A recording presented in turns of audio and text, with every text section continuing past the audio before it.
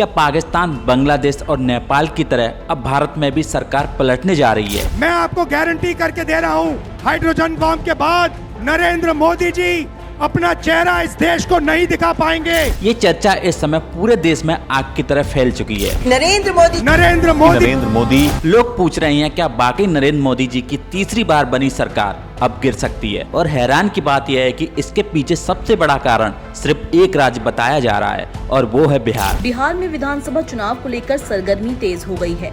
चुनाव आयोग द्वारा तैयारियों को अंतिम रूप देने का काम अब अपने अंतिम पड़ाव पर है। जी हाँ, बिहार विधानसभा चुनाव आने वाले हैं। जो जोश दिखाई दे रहा है वो बीजेपी की हार लिखेगा इस बार बिहार। और यही चुनाव दिल्ली की सत्ता का भविष्य तय कर सकता है। इतिहास में हमने कई बार देखा है कि गठबंधन सरकारें पल भर में कैसे गिरती हैं। 1977 में इमरजेंसी के बाद इंदिरा गांधी की मजबूत लग रही सरकार ध्वस्त हो गई। 1999 में अटल बिहारी वाजपेयी की एनडीए सरकार सिर्फ एक वोट से गिर गई। मुझ पर आरोप लगाया गया है और यह आरोप मेरे हृदय में घाव कर दिया। और अब लोग कह रहे हैं कहीं वैसा ही 2025 में ना हो जाए, क्योंकि इस बार मोदी सरकार भी गठबंधन पर टिकी है। बीजेपी के पास 240 सीट्स हैं और सरकार बनाने के लिए चाहिए जादुई आंकड़ा 272 सीट का, यानी सत्ता बची है सहयोगियों के भरोसे। नीतीश कुमार का रिकॉर्ड तो आपको पता ही होगा, उन्हें लोग पलटू चाचा के नाम से जानते हैं। हमारे जो चाचा हैं बिहार में पलटू चाचा के नाम से जाने जाते हैं और उनका पॉलिटिकल ट्रैक रिकॉर्ड हमेशा ही पावर बदलने के खेल से जुड़ा रहा है। अगर बीजेपी से उनका समीकरण बिगड़ा तो वो बिना देर लगाए महागठबंधन आरजेडी प्लस कांग्रेस में लौट सकते हैं। लेकिन सवाल ये है, अगर इनमें से कोई भी पलट गया तो क्या मोदी सरकार सचमुच में गिर सकती है? क्या बिहार का चुनाव सीधे दिल्ली की गद्दी हिला सकता है? इस वीडियो में आज हम इसी पर चर्चा करने वाले हैं। Welcome fact to focus. इतिहास गवाह है कि कोई भी गठबंधन सरकार चाहे कितनी भी मजबूत क्यों ना हो, पल भर में गिर सकती है। 1977 की बात करें तो इंदिरा गांधी की सरकार, जो कांग्रेस लीड गठबंधन के रूप में पूरे देश में मजबूती मानी जाती थी, लेकिन इमरजेंसी के बाद 1977 में कांग्रेस को भारी हार का सामना करना पड़ा। इसी तरह 1999 में अटल बिहारी वाजपेयी की बीजेपी लीड एनडीए सरकार भी बहुत मजबूती दिखाई देती, लेकिन अचानक उनका सबसे बड़ा सहयोगी दल यानी कि जयललिता की पार्टी ने समर्थन वापस ले लिया। इसके बाद विपक्ष ने संसद में अविश्वास प्रस्ताव पेश किया और मतदान के बाद सरकार सिर्फ एक वोट से गिर गई। और अब 2024 में बात करें तो बीजेपी लीड एनडीए की सरकार बनी हुई है। इस चुनाव में बीजेपी ने 240 सीटें जीती और कांग्रेस मात्र 99 सीट पर सिमट गई। अब देखो, सरकार बनाने के लिए कम से कम 272 सीट चाहिए होती हैं, जो ना तो बीजेपी के पास थी और ना ही कांग्रेस के पास। ऐसे में अगर किसी पार्टी को पूर्ण बहुमत ना मिले तो वह गठबंधन सरकार बना सकते हैं। तो बीजेपी के साथ आते हैं नीतीश कुमार 12 सीटों के साथ, चंद्रबाबू नायडू 16 सीटों के साथ और चिराग पासवान 5 सीटों के साथ। और इस तरह कुछ पार्टियां मिलकर एनडीए गठबंधन के पास टोटल 293 सीटें हो जाती हैं और थर्ड टाइम मोदी सरकार बनती है। मैं नरेंद्र दामोदर दास मोदी। इससे पहले 2014 में बीजेपी को 282 सीटों के साथ पूर्ण बहुमत मिला और 2019 में 303 सीटों के साथ, और 2024 में गठबंधन सरकार है। गठबंधन सरकार में अगर कोई पार्टी अपना समर्थन वापस ले ले तो बहुमत यानी कि 272 सीटें ना बचें तो सरकार गिर सकती है। यानी इनमें से कोई भी अलग होता है तो मोदी सरकार गिर सकती है। और ये चर्चा इतनी ज्यादा इसलिए फैल रही है क्योंकि नवंबर महीने में बिहार विधानसभा चुनाव आने वाला है। नवंबर में होने वाले बिहार के इलेक्शन पर नजर डालें तो 122 सीटें चाहिए सरकार बनाने के लिए, लेकिन एनडीए के पास 125 सीटें हैं। मतलब मामला सिर्फ 4 सीटों पर अटका हुआ है। और यह वोट चोरी का प्रोपोगेंडा, प्रशांत किशोर और एंटी इनकम्बेंसी फैक्टर मिला के बीजेपी ये 3 से 4 सीटें आराम से हार सकती है।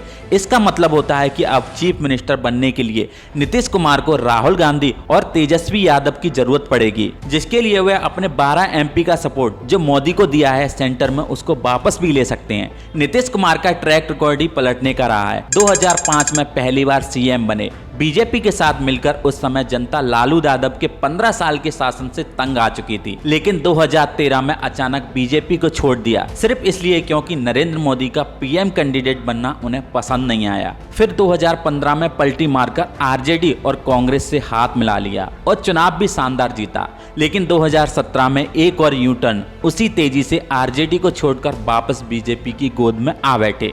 रातों रात सीएम की कुर्सी बचा ली और फिर 2022 में एक और बड़ा ट्विस्ट, बीजेपी से नाता तोड़ा और फिर आरजेडी और कांग्रेस के साथ अलायंस कर लिया और तेजस्वी यादव को डिप्टी सीएम भी बना दिया। यानी नीतीश कुमार का पूरा सफर यही कहता है, जिधर सत्ता उधर नीतीश। इसलिए लोग उन्हें मजाक में पलटू चाचा भी कहते हैं। हमारे जो चाचा हैं बिहार में पलटू चाचा के नाम से जाने जाते हैं। अब सवाल ये है, अगर 2025 का बिहार चुनाव बीजेपी हारती है या फिर नीतीश कुमार को साइडलाइन करती है तो क्या होगा? इसका जवाब सीधा है, नीतीश कुमार अपनी कुर्सी बचाने के लिए एक बार फिर आरजेडी और कांग्रेस का हाथ पकड़ सकते हैं और यही डर बीजेपी को भी है। दूसरी तरफ तेजस्वी यादव भी पूरे जोश में आरजेडी का वोट बैंक, कांग्रेस का दिल्ली से सपोर्ट और नीतीश का अनुभव, ये कॉम्बिनेशन फिर से बिहार की राजनीति को हिला सकता है। अब बिहार में सबसे बड़ी पार्टी है तेजस्वी यादव की आरजेडी, जिसे 2020 में 75 सीटें मिली और 2015 में 80 सीटें मिली।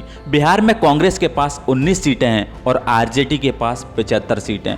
कुछ छोटी पार्टियों के साथ मिलकर महागठबंधन के पास अभी 110 सीटें हैं। और जिस तरह 2024 में कांग्रेस सेंट्रल इलेक्शन में 99 सीट जीती जो 2019 में सिर्फ 52 थी, उसी तरह अगर कांग्रेस बिहार में ज्यादा सीटें जीतती हैं और बीजेपी की सीटें घटती हैं तो RJD plus Congress plus others के पास बहुमत हो जाएगा। ऐसे में नीतीश कुमार फिर से महागठबंधन में जाकर सीएम बनने की डिमांड कर सकते हैं और राहुल गांधी ऐसा भी कर सकते हैं, क्योंकि अगर नीतीश कुमार को वो सीएम बनाते हैं तो नीतीश कुमार अपनी 12 लोकसभा सीटें मोदी सरकार से निकालकर राहुल गांधी को दे देंगे, तो मोदी सरकार के पास 281 सीटें बचेंगी। और अगर चंद्रबाबू नायडू जिनके पास 16 सीटें हैं किसी तरीके से राहुल गांधी के पास चले जाते हैं तो मोदी के पास सिर्फ 265 सीटें बचेंगी और सेंट्रल की सरकार गिर जाएगी। अगर बीजेपी गिरती है तो एकनाथ शिंदे भी इंडिया अलायंस में आ सकते हैं। उनके पास 7 सीटें हैं और उन्हें महाराष्ट्र का सीएम पद भी ऑफर हो सकता है। इसमें बीजेपी के पास 258 सीटें रह जाएंगी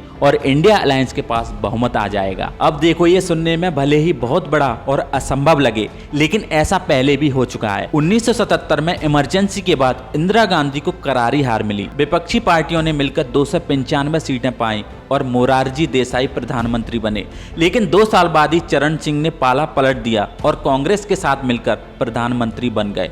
तो दोस्तों, बिहार चुनाव आने वाले हैं और यही बातें लोगों के बीच चर्चा का सबसे बड़ा मुद्दा बनी हुई हैं। क्या वाकई ऐसा हो सकता है? क्या चंद्रबाबू नायडू को पीएम बनने का ऑफर मिलेगा? क्या नीतीश कुमार फिर से पलटेंगे या फिर राहुल गांधी को 2029 तक इंतजार करना होगा? आपका क्या मानना है? मुझे कमेंट करके जरूर बताइए। आपको यह वीडियो पसंद आया है तो लाइक करें, चैनल को सब्सक्राइब करें और वीडियो को ज़्यादा से ज़्यादा शेयर कीजिए।